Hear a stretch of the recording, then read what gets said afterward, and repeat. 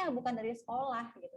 Sekolah hanyalah memberikan dukungan, mendukung agar goal daripada orang tua itu tercapai begitu. Bukan kayak sekarang dibalik, orang tua bisa mengeluarkan, itulah ya efek daripada kapitalisme sekarang ini, pendidikan akhirnya juga terkena imbas daripada kapitalisme itu sendiri ya. Pendidikan akhirnya bagaimana menghasilkan pundi-pundi rupiah paling banyak.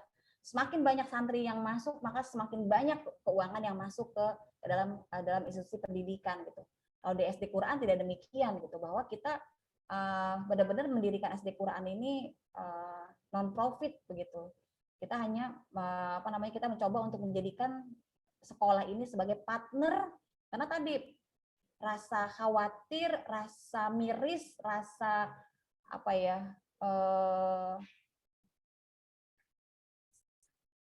kepedulian kita ngelihat masyarakat kita yang sudah sedemikian carut marutnya bicara masalah pendidikan anak, padahal anak inilah yang nanti bakal menggantikan generasi setelah generasi kita gitu. Yang terakhir, yang keempat adalah tentunya yang juga nggak boleh dilupakan adalah bahwa seorang ibu pun memiliki kewajiban untuk senantiasa beramal ma'ruf nahi mungkar. Beramal ma'ruf nahi mungkar. Karena apa? Sejatinya ketika kemudian seorang ibu menjalankan fungsinya sebagai makhluk sosial, makhluk yang juga berinteraksi dengan manusia di sekelilingnya, dia mencoba untuk menyiapkan. Karena seorang ibu yang berdakwah di lingkungannya, maka secara tidak langsung ia telah menyiapkan lingkungan yang terbaik untuk anaknya. Jadi jangan kita mau sampai ujung berung juga nyari lingkungan yang terbaik. Kalau nyari yang paling baik ya agak susah. Kecuali kita hanya ada dua ya. Kita kita ikut dalam lingkungan atau kita menciptakan lingkungan. Gitu.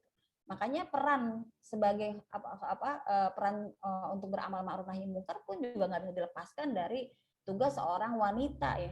Bagaimana ia mengajak orang-orang di sekelilingnya, lingkungannya untuk menjadi baik ya. Di mana baiknya lingkungan ini menjadi sebuah landasan yang baik juga untuk perkembangan buah hati mereka. Yaitu insya Allah kurang lebihnya mohon maaf apabila terdapat banyak kekurangan dan kekhilafan. Assalamualaikum warahmatullahi wabarakatuh. Waalaikumsalam warahmatullahi wabarakatuh. Masya Allah, terima kasih Wijanti atas materinya. Kali ini dibuka sesi tanya jawab untuk para jamaah sekalian. Silakan untuk menaruh pertanyaannya di kolom chat.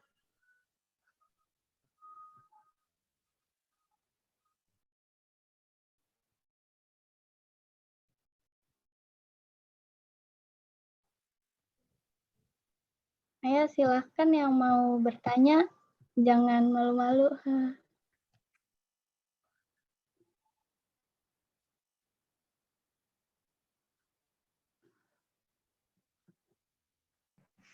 Assalamualaikum, kalau langsung saja bisa tidak?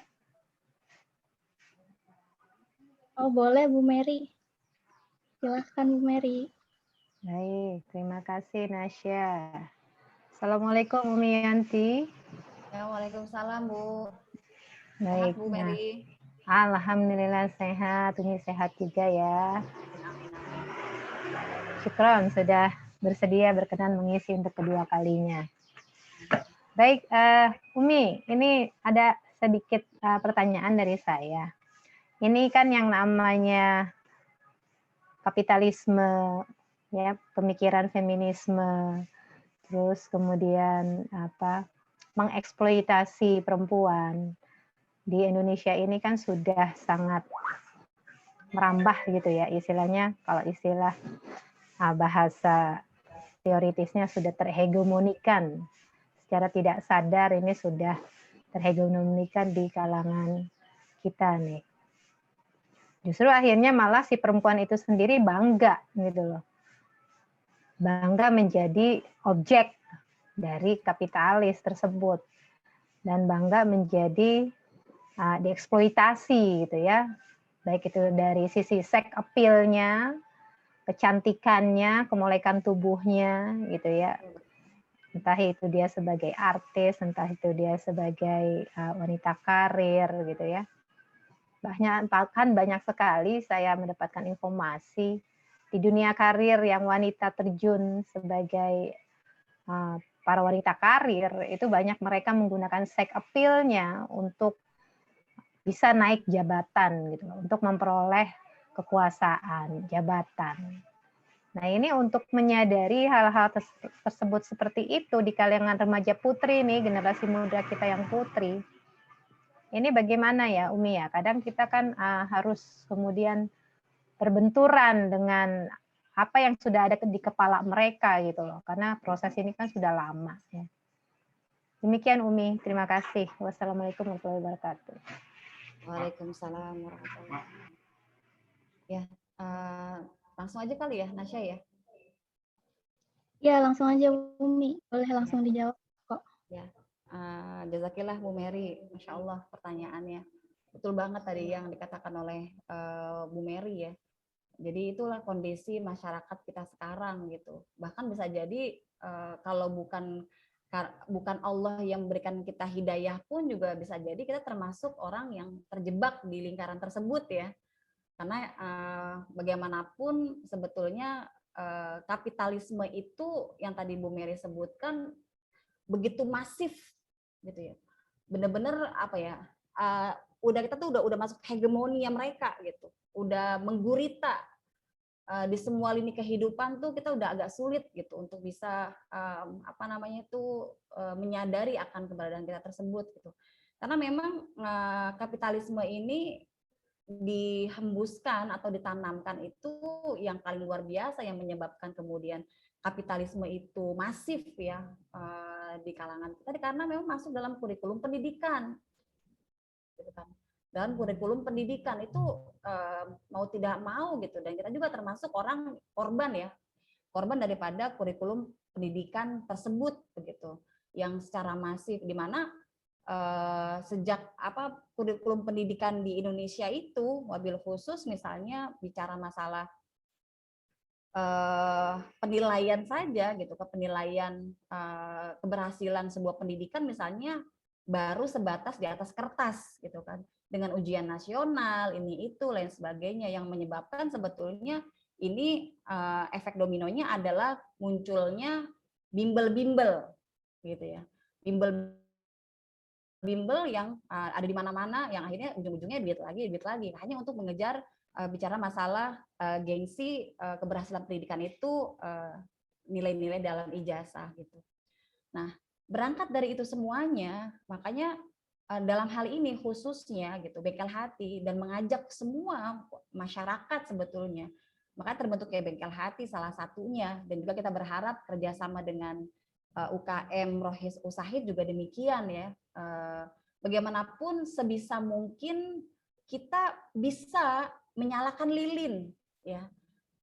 Jangan cuma ngeluh doang gitu, masyarakat kita begini begitu, kita mengutuk kegelapan tapi nggak keluar dari kegelapan, kita mengutuk kegelapan sambil kejedot-jedot istilahnya gitu, sambil karena gelap ngutuk doang gitu. Tapi setidaknya kita mencoba untuk menyalakan lilin, memberikan sebuah sumbangsih di masyarakat sebisa semampu yang bisa kita lakukan. Itu apa gitu kan misalnya. Nah, salah satunya yang kalau saya lihat ya, yang saya lihat adalah pertama adalah bagaimana kita mencoba untuk meluruskan dulu opini orang tua. Jadi opini orang tua, satu sisi kita mencoba untuk membenahi anak sejak dini, remaja, dan bagaimana membenahi pola pikir orang tua. Karena orang tua, contoh kasus lah ya, misalnya coba saya tanya mahasiswa-mahasiswa yang ada di sini, mahasiswa Usahid, motivasinya apa? Habis kuliah mau ngapain? Orang tua nyuruhnya apa? Kerja Umi. Kerja. Kerja Umi. Kerja kan? Iya. Gitu. Iya, saya juga ngerasain dulu kayak gitu. Ya, sama Iya. gitu. Kita sama karena begitulah. Jadi kita mencoba untuk bagaimana apa namanya itu kita beberapa sisi dari anak di usia di bawah 12 tahun, kemudian remaja dan orang tua. Kita punya tugas yang banyak begitu. Punya tugas yang banyak. Dimana kita nggak bisa hanya dari sisi orang tuanya saja, karena bagaimanapun apa namanya itu orang tua kalau kita nggak selesai di orang tua, setidaknya bukan kalau kita orang tua itu sedikit agak susah begitu ya untuk mengubah pola pikir mereka tentang sebuah kesuksesan gitu ya. Kesuksesan itu agak susah begitu.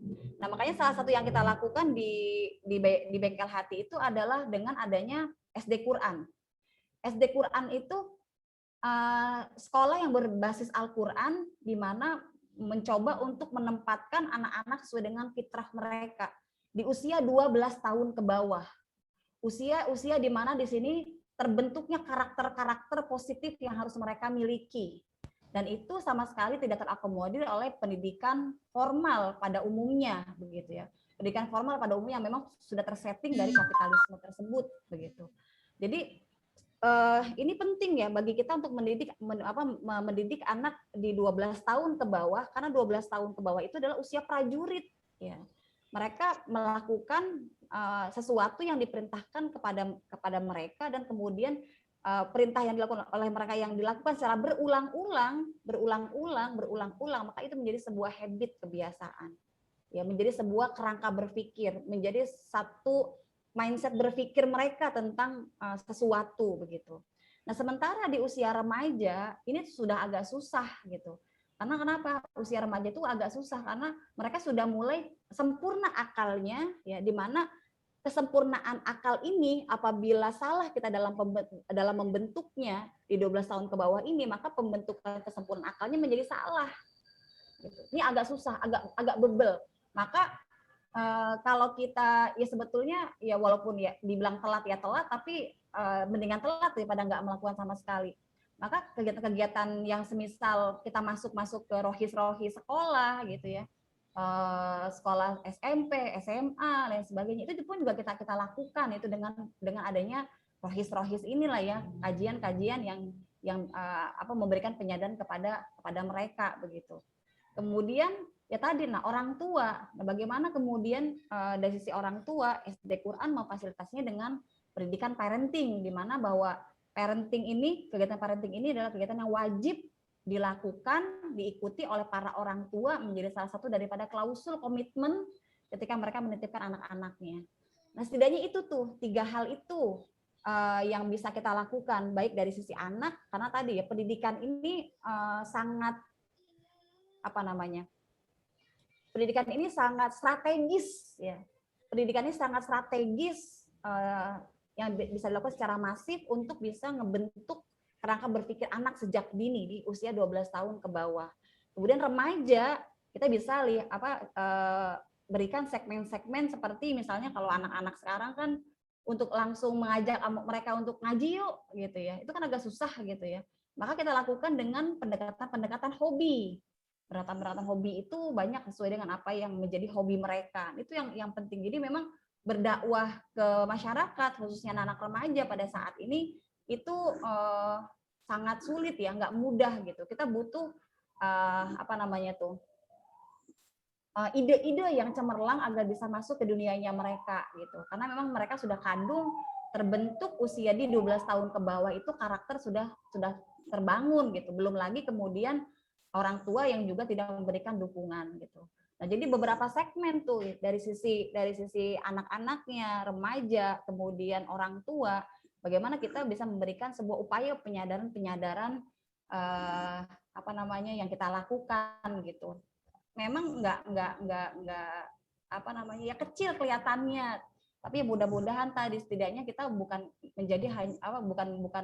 hanya menjadi orang yang mengutuk kegelapan, tapi kita berusaha untuk menyalakan lilin dalam kegelapan, meskipun mungkin cahaya itu tidak serta-merta langsung menerangi ruangan, tapi setidaknya kita bisa memberikan panduan ya agar tidak tersesat arah jalan keluarnya.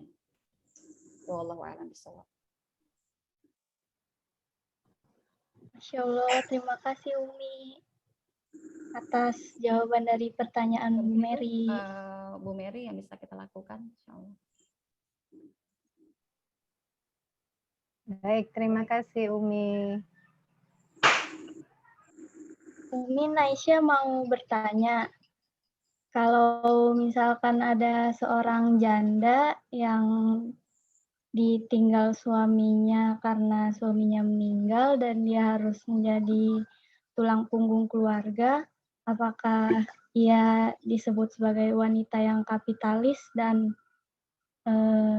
menganut sistem feminis? Karena dia mungkin bisa disebut melanggar fitrahnya muslimah gitu, Umi. Apakah dia melanggar fitrah muslimah? Seperti itu, Umi. Makasih. Ya, baik ya. Ya, makanya dalam Islam itu sebetulnya wanita itu sangat-sangat dilindungi, ya, hak-haknya. Jadi kalau seorang ibu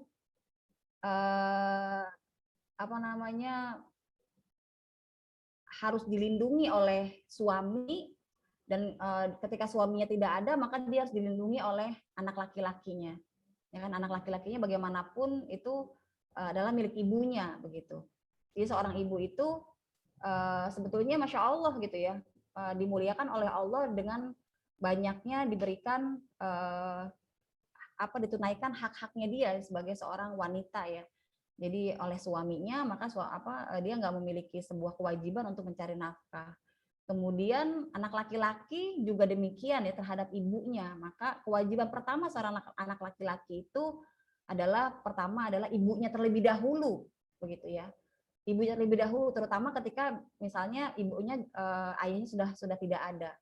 Nah, ketika kemudian anak laki-laki tidak ada, suami tidak ada, maka saudara laki-laki punya kewajiban ya, melindungi saudara wanitanya.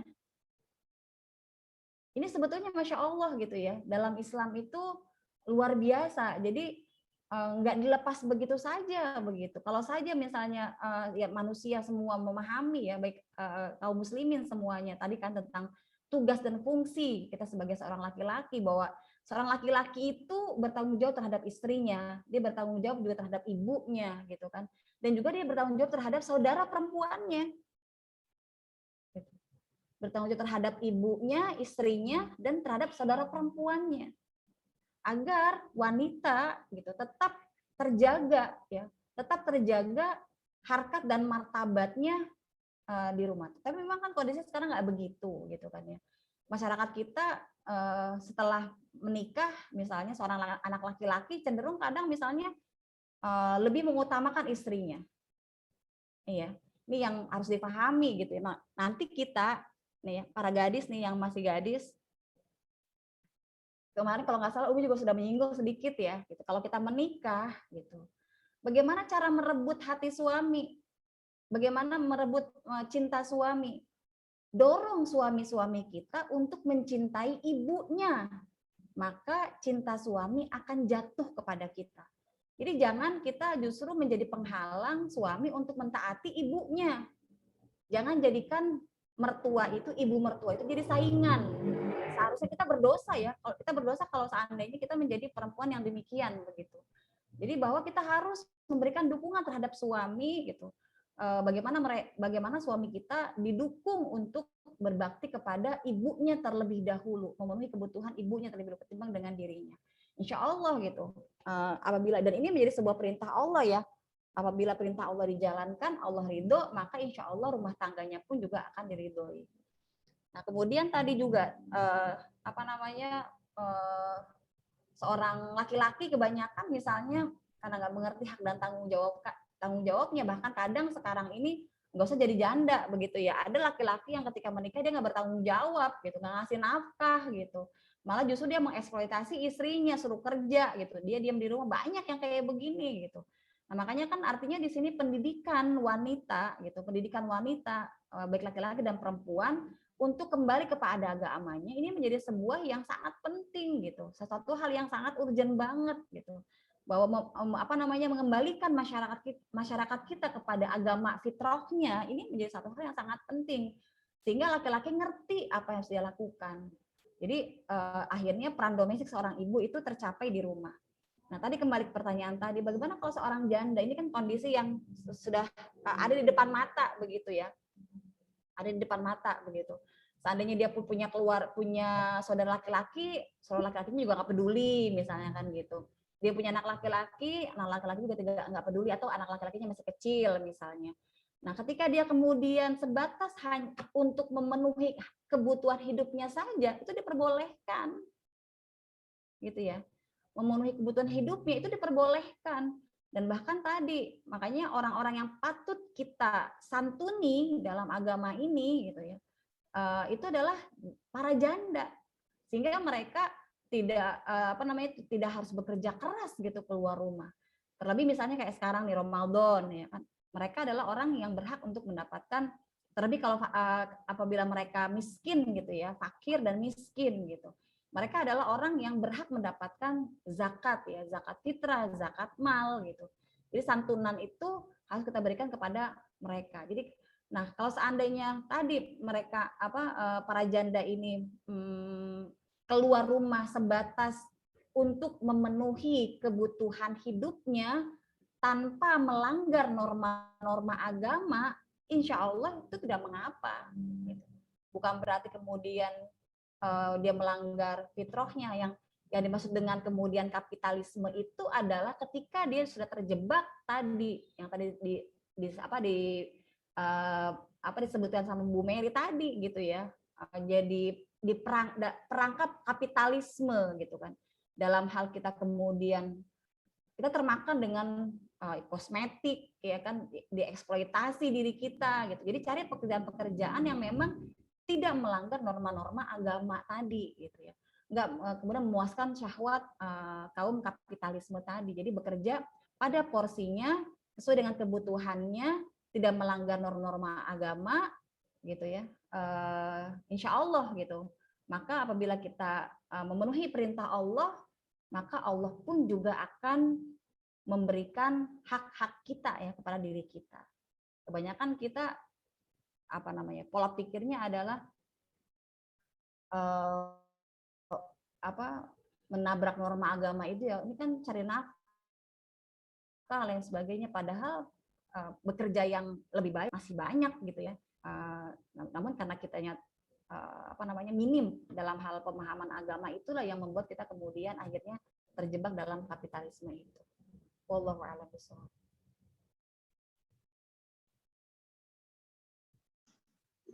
Masya Allah, terima kasih Umi atas jawabannya. Ada satu pertanyaan lagi dari Anjani. Izin bertanya Umi, bagaimana cara berdakwah kepada sesama remaja muslimah? Misalnya antara mahasiswi dengan mahasiswi. Jazakillah khair. Iya, silakan dijawab Umi. Iya, menarik ya gitu. Memang dakwah itu kan tidak selalu identik di atas mimbar gitu ya. Ya qadarullah pada saat ini kita dalam kondisi pandemi seperti ini akhirnya melalui meeting Zoom gitu. Karena kan tidak semua orang juga punya kemampuan untuk bisa berbicara di atas mimbar gitu. Sebetulnya yang nggak kalah luar biasanya berdakwah itu secara fardiyah ya.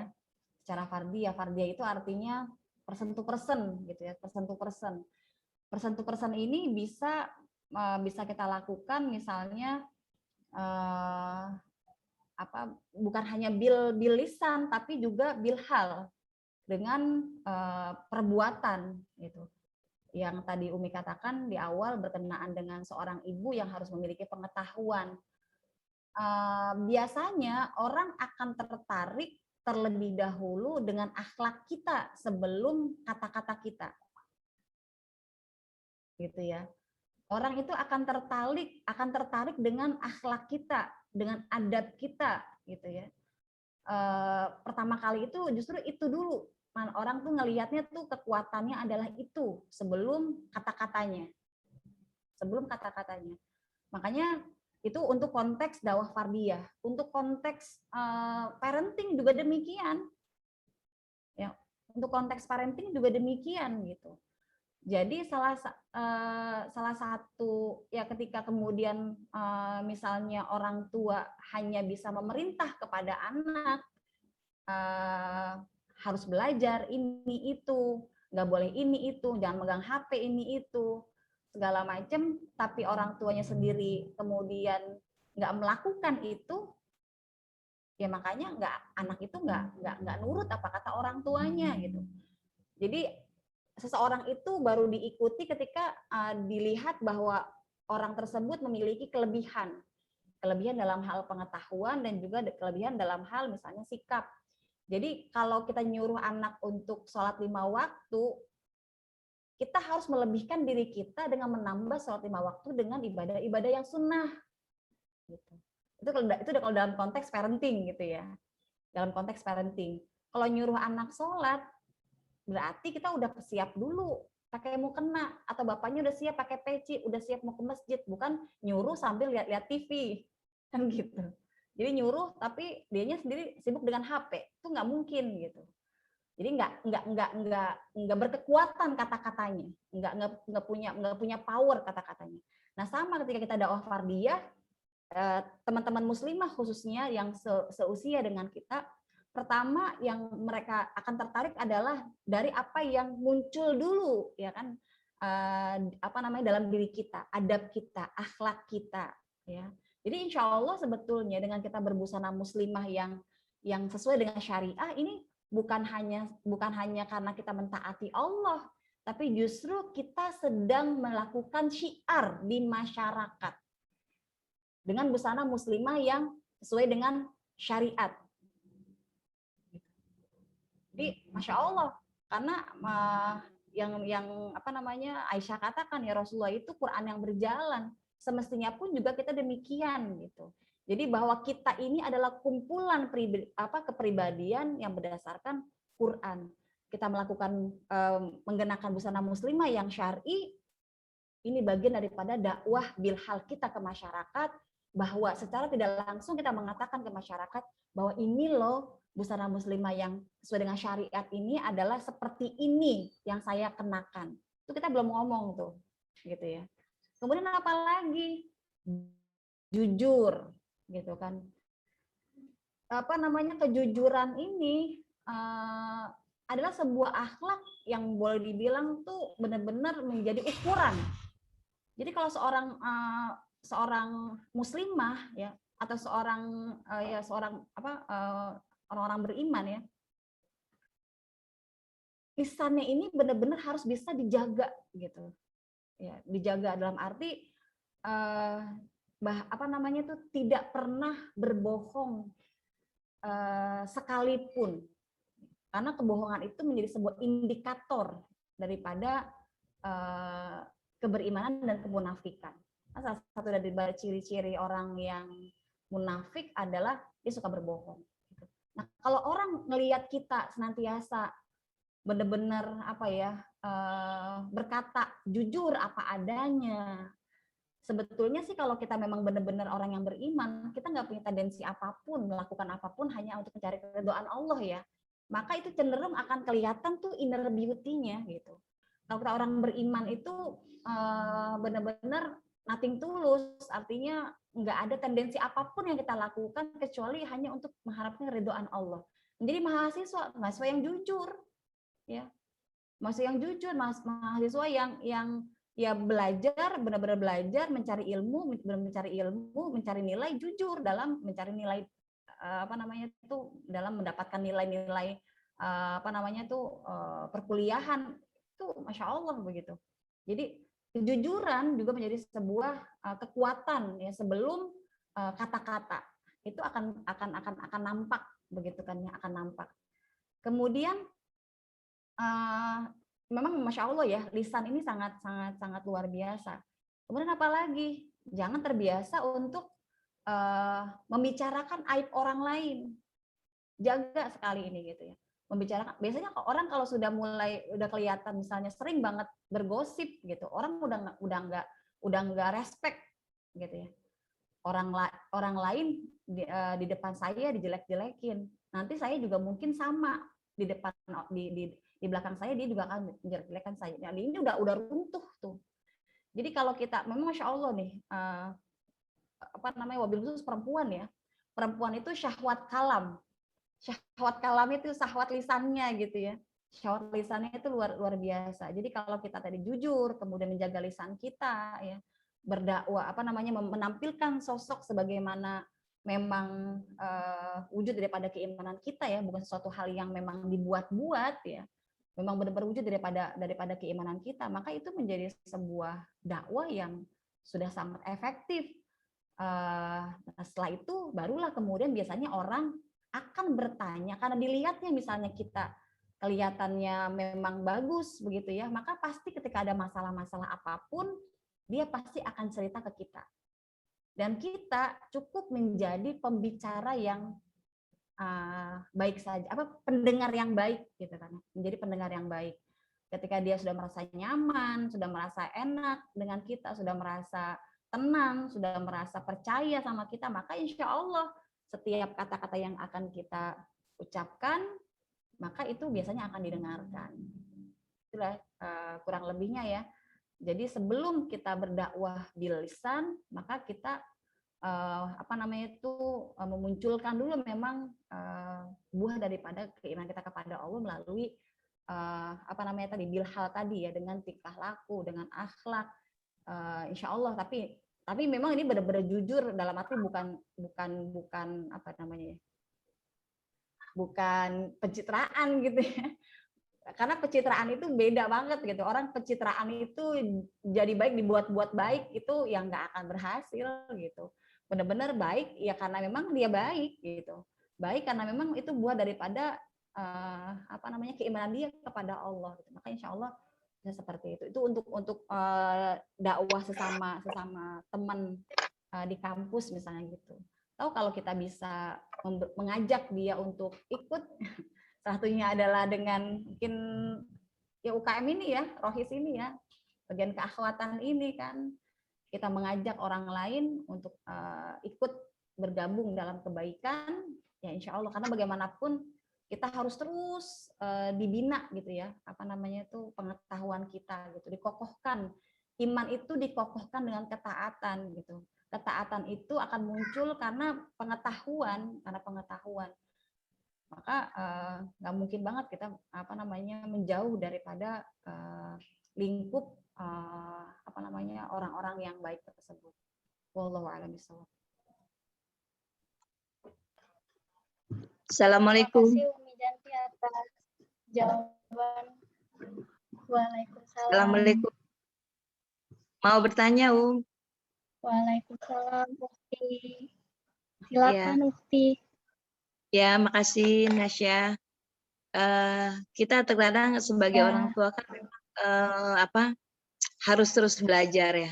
Dan belajar tidak ada hentinya sampai akhir hayat kita, belajar untuk mendidik anak kita sampai nanti pun mereka sudah menikah dan memiliki anak. Tapi selama ini kita membicarakan anak yang tidak misalkan kurang respek kepada orang tuanya. Tapi bagaimana cara kita mendidik anak ini dibalik ya. Terkadang kita sebagai orang tua dan di saat kita belum mengetahui ilmu kita dalam mendidik anak, mungkin kita sebagai orang tua juga pernah membuat kesalahan, pernah zolim ke anak, dalam arti pernah melakukan hal-hal yang membuat mereka itu mungkin terngiang di pikiran anak itu tentang kesalahan kita gitu, kesalahan kita terhadap anak karena kurangnya ilmu kita gitu kan. Terus nah sekarang bagaimana caranya untuk menghilangkan memori anak akan kezoliman kita dulu yang pernah kita lakukan kepada anak itu. itu apa yang harus kita ini kan biar memori yang kurang baik yang pernah dulu kita lakukan sebagai orang tua itu bisa hilang gitu. Dan bahkan mereka kembali respect gitu kepada kita orang tua. Terima kasih Assalamualaikum warahmatullahi wabarakatuh. Waalaikumsalam warahmatullahi wabarakatuh. Ini ya, Silakan dijawab. Bu Mary, pertanyaannya jadi meluas nih. Ini udah jadi parenting nih ya. Gimana, Nasya? Apakah sesuai pertanyaannya Umi perlu jawab apa enggak sesuai dengan tema? Serahkan ke panitia nih.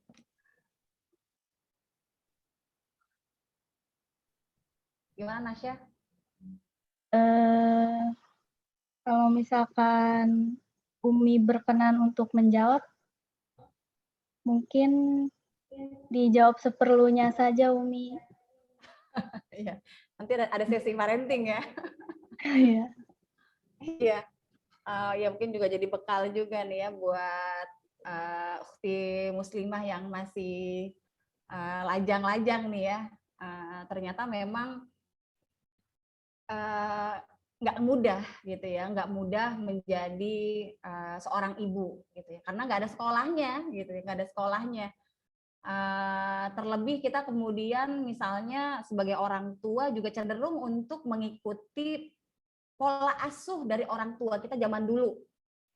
Misalnya gitu ya. Sebetulnya sih kalau pola asuh yang baik-baik, alhamdulillah begitu. Kita bisa kemudian mewariskan itu kepada anak-anak kita gitu. Nah, tapi karena memang ternyata juga kondisi zaman anak kita hidup itu berbeda dengan zaman kita dulu. Nah, ini yang memang perlu sekali kita memahami konteks ini. Makanya mengapa Ali mengatakan bahwa didiklah anakmu gitu ya sesuai dengan zamannya gitu, sesuai dengan zamannya dia, karena zamannya kita berbeda. Berbeda dalam arti bukan kemudian ini ya, dalam arti memang zaman anak-anak kita hidup itu zaman yang lebih kompleks ya. Jadi menjadi orang tua di zaman sekarang ini itu lebih kompleks ketimbang dengan zaman orang tua kita dulu gitu. Kalau orang tua kita dulu apa ya, godaannya atau ininya nggak terlalu sebanyak kita sekarang yang saingannya itu dengan gadget, TV, kemudian lingkungan, lain sebagainya. Dulu pacaran ibaratnya masih sangat tabu gitu ya. Kalau ada anak laki-laki berdua-duaan gitu itu tabu banget. Kalau udah datang ke rumahnya berarti udah mau dinikahin tuh gitu ya. Nah, kalau sekarang anak-anak perempuan sekarang itu nenteng, anak laki-laki sekarang tuh nenteng-nenteng perempuan di mana-mana kan gitu ya. Udah hal yang biasa, bukan cuma ditenteng doang gitu. Emang dagangan ditenteng. Perempuannya yang nyamperin malah Umi. Iya gitu. Apa namanya tuh udah bukan ditenteng lagi gitu. Udah jadi apa ya, pacarannya tuh udah sedemikian rupa gitu. Makanya memang Masya Allah gitu, menjadi orang tua di zaman ini itu sangat sulit, sehingga memang akhirnya karena nggak ada sekolah orang tua, ada banyak hal, misalnya satu kebijakan yang kita lakukan, terlebih misalnya kita juga dulu pemahaman agama kita masih kurang, ada banyak kebijakan-kebijakan yang misalnya yang kita berlakukan ke anak itu ternyata salah gitu, salah, dan ini sangat-sangat membekas gitu ya. Menjadi apa namanya istilahnya tuh, kalau istilah kata parenting sekarang tuh salah pengasuhan gitu ya, salah pengasuhan. Jadi ada anak-anak yang sekarang misalnya nggak percaya diri, itu karena orang tuanya dulu terlalu menekan, terlalu apa namanya tuh menginginkan anaknya menjadi paling gitu ya, sehingga anak-anak tuh pas begitu dia dewasa dia nggak percaya diri karena orang tua yang menekan ini senantiasa membanding-bandingkan anaknya dengan anak orang lain. Itu salah satu contoh ininya gitu ya. Kemudian yang lain-lain lagi banyak lah ya, ibaratnya salah pengasuhan ini sampai dibawa ada traumatik, bahkan seorang anak perempuan yang nggak mau nikah karena dia trauma melihat apa namanya ibunya yang diperlakukan semena-mena atau kemudian ayahnya yang seperti apa begitu. Ada juga karena salah pola pengasuhan akibat daripada fatherless ini, misalnya apa namanya tuh ada seorang anak gadis atau seorang anak laki-laki yang dia nggak punya model ya, role model ayahnya gitu. Akhirnya dia menjadi seorang transgender, menjadi seorang perempuan. Nah, itu di parenting SD-ku di sesi keberapa gitu, itu ada salah satunya yang tadi ditanyakan oleh Bu Dina ya. Salah satunya adalah bagaimana sih mengobati luka pengasuhan istilahnya gitu ya. Luka pengasuhan yang pernah ada dalam diri anak. Tips yang bisa kita lakukan yang pertama adalah jangan pernah ngerasa jangan pernah ngerasa malu untuk meminta maaf pada anak. Jangan pernah merasa malu untuk meminta maaf kepada anak. Katakan dengan jujur kepada anak.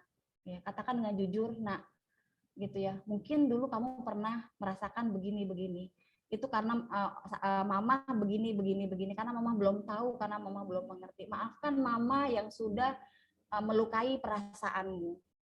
Jadi katakan dengan jujur, ya katakan dengan jujur dan jangan pernah ngerasa malu dan gengsi untuk meminta maaf kepada anak. Itu yang pertama.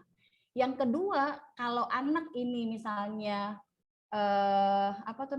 sudah, kalau masih di 12 tahun ke bawah, dia masih enak, bisa kita dampingi misalnya pada saat tidur gitu. Tapi kalau udah 12 tahun ke bawah kan udah agak susah ya. Walaupun ya nggak apa-apa juga sih, kita sesekali menjelang dia tidur, kita selalu ungkapkan kalimat-kalimat yang positif kepada anak gitu. Kalimat positifnya bahwa kita bangga punya anak seperti dia, bahwa dia adalah anugerah yang telah Allah titipkan kepada kita. Kemudian harapan-harapan yang kita inginkan dari diri dia itu apa? Itu di saat menjelang tidur, saat otak kita sudah mulai masuk ke kondisi zero. Kondisi zero ini nanti akan masuk ke alam bawah sadarnya, dan insya Allah sedikit demi sedikit akan mengobati luka-luka pengasuhan yang pernah dia dapatkan. Yang ketiga, selalu berkomunikasi, selalu berdiskusi. Nah, khususnya untuk anak yang sudah dewasa, yang sudah di atas 12 tahun ke atas itu, kita berdiskusi, gitu. Kita berdiskusi, kita ngobrol. Nah, kalau anak perempuan perlakuannya beda dengan anak laki-laki. Jangan mengharapkan anak laki-laki itu sama kayak anak perempuan, kalau apa-apa semua cerita. Jangan kita kecewa kepada anak laki-laki kita, anak laki-laki kita mah tertutup, nggak mau ngomong. Karena memang fitrahnya dia seperti itu. Beda dengan anak perempuan yang apa-apa cerita melulu. Nah, makanya kita sebagai seorang ibu nggak bisa sendiri dalam melakukan pendidikan. Maka perlunya peran ayah dalam hal ini, khususnya untuk anak laki-laki. Itu nanti dibedah tuh, Bu Dina, di surat Al-Kahfi itu nanti ya, parenting yang nanti. Di Al-Kahfi itu ada parenting tentang bagaimana pengasuhan terhadap anak laki-laki. Nah, perempuan beda lagi gitu ya. Yang penting seperti itu diskusi ya. Jadi mendidik itu nggak diam, nggak stuck, tapi mobile. Itu ada di surat Al-Kahfi, surat Luqman, maaf, surat Luqman. Kemudian yang keempat, ini yang paling menentukan adalah apa? Kita menyematkan doa kita kepada Zat yang maha memiliki hati. Wabil khusus adalah anak kita. Jangan pernah merasa kita sudah banyak berdoa tapi belum dikabulkan. Terus doa itu jangan pernah bosan-bosan dan henti-hentinya kita lakukan. Bayangkan Nabi Allah Muhammad ya Shallallahu Alaihi Wasallam, hadirnya Nabi Muhammad itu adalah jawaban daripada doanya Nabi Allah Ibrahim alaihissalam. Itu udah berapa ratus tahun yang lalu itu. Rabbi habli minas solihin. Ya, Maryam adalah buah daripada doanya Imron, ya. Ismail, Maryam itu adalah doanya Imron, yang terus menerus sama beliau sama kayak Nabi Ibrahim, Nabi Zakaria yang lama banget dikasih anak sama Allah. Tapi bahkan uniknya Imron ini kita tahu ya ada surat Ali Imron itu sejak masih bujang beliau ini apa namanya tuh selalu berdoa kepada Allah, Rabbi habli minas solihin, Rabbi habli minas solihin, Rabbi habli minas solihin. Menikah lama banget nggak punya anak, gitu ya, nggak punya anak, Masya Allah. Dan kemudian ketika punya anak, nazar, dan nazar pun ternyata yang lahir adalah Maryam, gitu. Jadi bahwa doa ini adalah kekuatan seorang mukmin, gitu. Kita nggak pernah tahu, jadi jangan sampai sering kita melakukan sesuatu tuh pengen buru-buru apa namanya tuh ada hasilnya gitu ya, sebagai orang tua gitu ya. Pengen nasihat sekarang langsung besok terbukti, pengen besok nasihat lusanya udah terbukti gitu. Masya Allah ya, Nabi Allah Ibrahim doanya itu sampai ratusan tahun gitu ya, sampai kemudian munculnya apa namanya tuh Nabi Allah Muhammad ya Shallallahu Alaihi Wasallam, ya bukan hanya kemudian menjadi keturunan daripada Ibrahim yang solih juga, tapi menjadi sebuah rahmatan lil alamin bagi seluruh manusia gitu. Jadi ini puncak daripada seluruh ikhtiar yang kita lakukan, teori parenting macam apapun yang kita lakukan, jangan pernah kita lupakan inti daripada itu semuanya adalah kepasrahan kita kepada Allah gitu. Bahwa tidak ada yang mungkin bisa kita lakukan, nggak ada kekuatan apapun yang melebihi daripada kekuatan Allah gitu. Jangan pernah berputus asa dari rahmat Allah. Entah itu jawabannya, doanya dijawab sekarang, hari ini, yang pasti tugas kita hanyalah meminta, berikhtiar kepada Allah, berdoa kepada Allah. Allah yang maha mengetahui kebutuhan kita gitu. Allah yang maha mengetahui kapan kemudian jawaban dari doa tersebut itu dikabulkan. Wallahu a'lam bishawab. Nggak berasa ya. Terima kasih Umi. Iya. Terima kasih Umi atas jawabannya. Selanjutnya kita masuk ke sesi closing statement dari Umi Janti. Dipersilahkan Umi untuk closing statement-nya. Ya. Yang pertama, poin penting dari materi ini adalah bahwa kita punya kewajiban ya, punya kewajiban khususnya kepada wanita-wanita muslimah ya, untuk mengembalikan mereka gitu kepada fitrahnya. Jadi tugas dan tanggung jawab kita sebagai wanita muslimah juga harus mengajak wanita-wanita muslimah yang lainnya untuk memiliki apa namanya penyadaran dan pemahaman yang sama gitu, bahwa kita ini sungguh harta yang berharga. Kita menjadi penentu hancur dan tegaknya sebuah negara. Kita dari rahim kitalah rahim kita lahir apa namanya itu peradaban-peradaban yang luar biasa. Maka penting bagi kita untuk kemudian terus memberikan apa ya, memasifkan, memberikan penyadaran kepada muslimah-muslimah secara umum gitu. Ya, kurang lebih seperti itu insyaallah.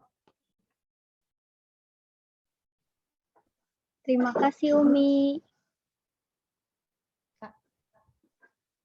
Selanjutnya berdoa dipimpin oleh pemateri hari ini yaitu Umi Janti. Silakan Umi.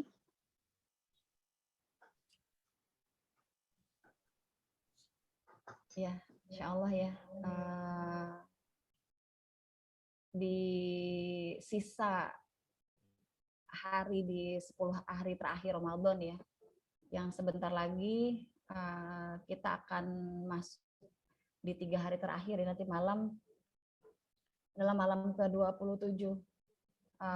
Tentunya kita berharap apa yang kita lakukan selama di bulan Ramadan, amal-amal sholih semuanya, ibadah puasa kita, dengan segala keterbatasan yang kita miliki ya, dengan segala keterbatasan yang kita punya, Allah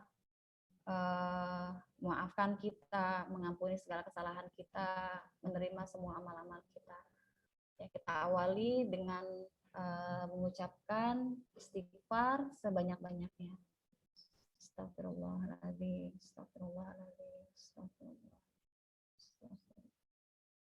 Astagfirullahaladzim.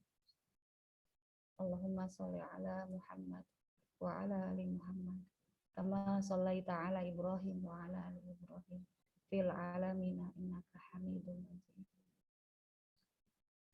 Allahumma anta rabbi la ilaha illa anta khalaqtani wa ana abduka wa ana ala ahdika wa wa'dika mastata'tu a'udzu bika min syarri ma sana'tu abu'u laka bi ni'matika alayya wa abu'u bi dzambi faghfirli fa innahu la yaghfiru dzunuba illa anta la ilaha illallah wahdahu la syarikalah lahul mulku wa lahul hamdu wa huwa ala kulli syai'in qadir. La ilaha illallah wahdahu la syarikalah. Lahul mulku wa lahul hamdu wa huwa ala kulli syai'in qadir. La ilaha illallah wahdahu la syarikalah. Lahul mulku wa lahul hamdu wa huwa ala kulli syai'in qadir. Rabbighfirli wa li walidayya warhamhuma kama rabbayana shighara. Rabbighfirli wa li walidayya warhamhuma kama rabbayana shighara. Rabbighfirli wa li walidayya warhamhuma kama rabbayana shighara.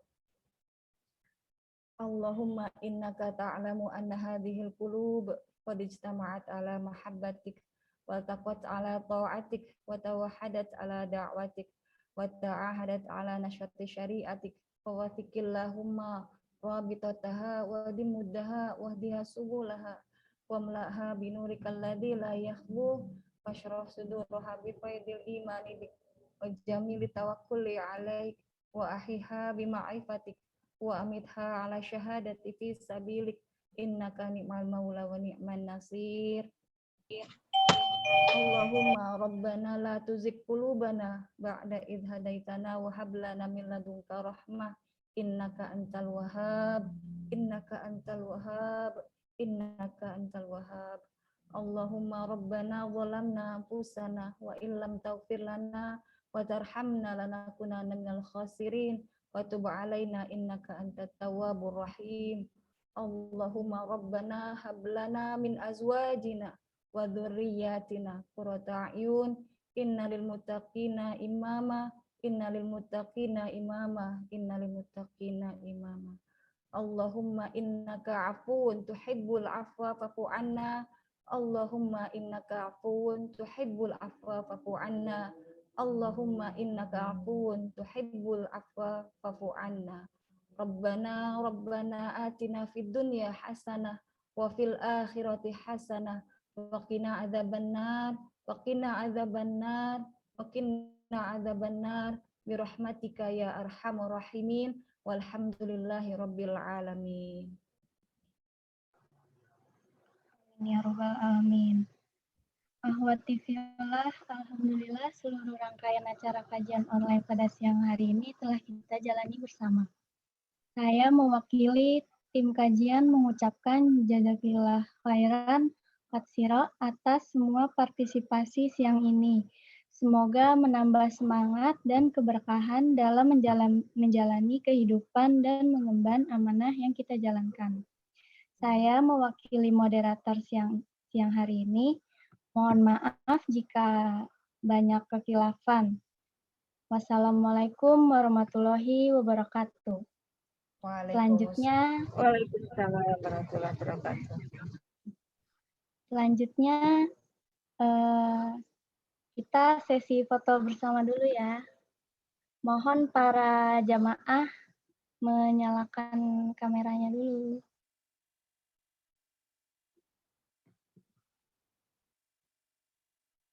Yep.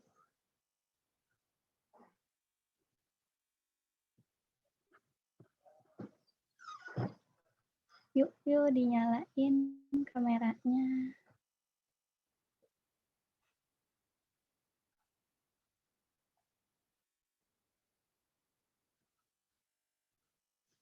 Kita mulai ya sesi foto bersamanya.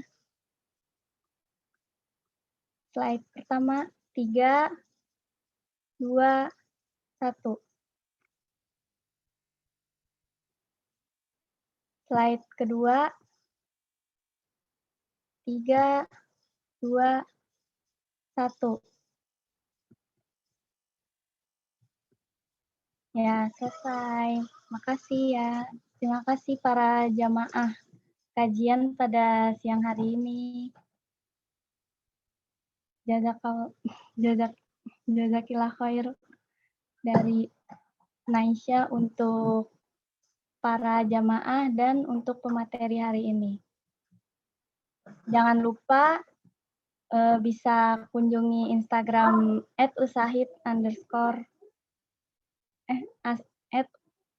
@rohis_usahid untuk melihat info kajian besok. Terima kasih. Assalamualaikum warahmatullahi wabarakatuh.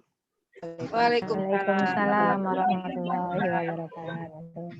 Terima kasih Umi Janti. Sama-sama Bu Mary. Terima kasih. Terima kasih. Iya. Sama-sama Umi Janti. Pamit ya Bu Mary. Terima kasih. Ya, terima kasih Bu Rahma, Bu Santi. Assalamualaikum. Bu Sandy. Waalaikumsalam warahmatullahi wabarakatuh. Ada si kecil itu. Ini dari tadi. Dari tadi ikut